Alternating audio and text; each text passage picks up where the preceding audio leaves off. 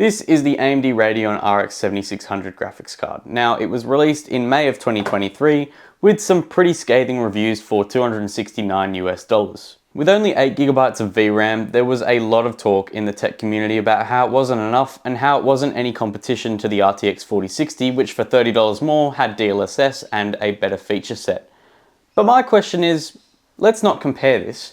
Let's see, can you still game on an 8GB graphics card from AMD in 2025 that was released 2.5 years ago? So in this video, I'm going to be doing a bunch of gaming, benchmarking, and just seeing how well the card performs in general. So let's get into it. In our test system, we're using a Ryzen 5 5600 and two 8GB sticks of DDR4 3200MHz RAM.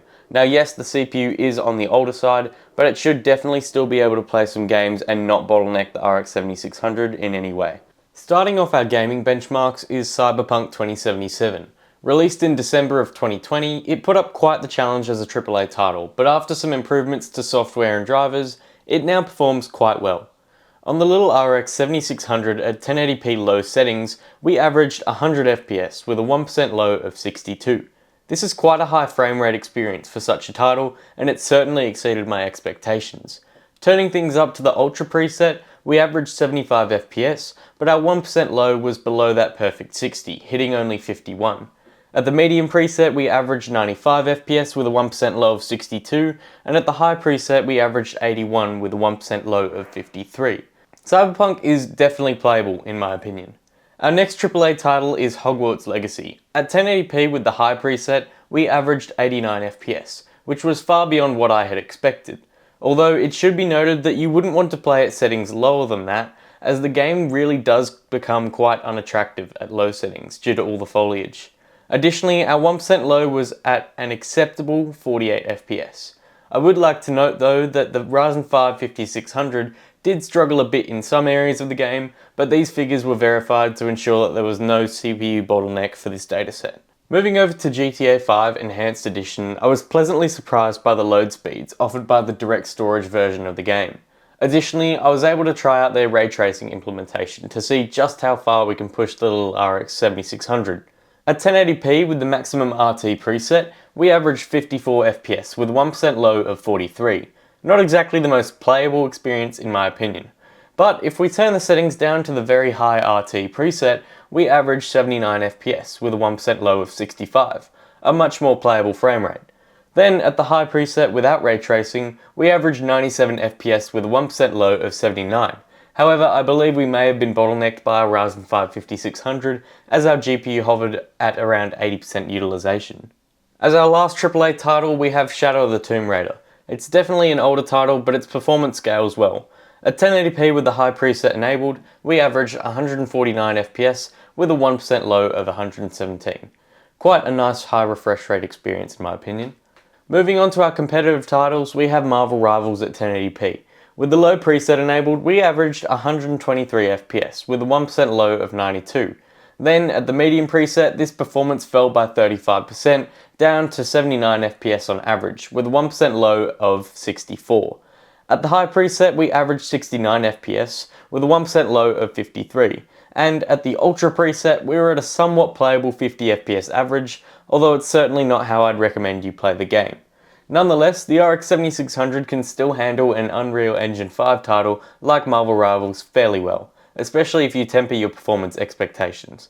Then in Rainbow Six Siege with the Ultra preset enabled, we averaged 251 FPS on average with a 1% low of 195. This is very much a strong high refresh rate experience that I could play on and see no issue with. And what is a graphics card test without Fortnite? Of course. Starting off with the Epic preset, we averaged 51 FPS with a 1% low of 33. This in my opinion was really unplayable. When I started to engage in more fights, I found myself dropping frames even more, putting me in a pretty bad position. But if we drop the settings a little bit to the High preset, we can see that the GPU averaged 85 FPS with a much more playable 1% low of 67. Then at the Medium preset, our performance more than doubles with a frame rate of 184 and a 1% low of 104. Then at the Low preset, we averaged 282 FPS with a 1% low of 139. A very pleasing result, and I believe that Fortnite has done a lot of performance optimizations. So if you were looking to play Fortnite either competitively or with some nice visuals, the 7600 can certainly do it. Next up is COD Warzone. At 1080p with the minimum preset, we averaged 126 FPS on average with a 1% low of 74, a very playable experience. And even if we turned our settings all the way up to the extreme preset, we still get 102 FPS on average with a 1% low of 61, just above the necessary 60 FPS you want for a smooth esports experience. However, when we did turn the settings up to the extreme preset, I did receive a VRAM warning, something that tells me this card is on the cusp of not having enough VRAM in future years for future games. Then lastly, in Apex Legends, we got an average of 278 FPS with a 1% low of 170 with minimum settings, and then an average of 197 FPS with a 1% low of 137 at maximum settings. Mind you, I don't think anyone really plays this game anymore, to be honest. So yeah, the RX 7600 can definitely still play some games, definitely at 1080p, which is what the card's designed for. Definitely not a 1440p card, as you are running up against that 8 gigs of VRAM limit, especially even in 1080p, but you could probably experiment a little bit and play some 1440p titles as well, if you temper your expectations with settings. But overall, 1080p card, it works awesome. It's just enough, and yeah, I can not really recommend it, especially at current day pricing, but it's still viable as a graphics card, either from the used market or if you're really in a pinch. So that's going to do it for today. If this video did help you in any way, please like, subscribe, it really helps out the channel, and I'll be uploading some more videos soon. Thank you, and as always, I'm TechBiz, and I'm out.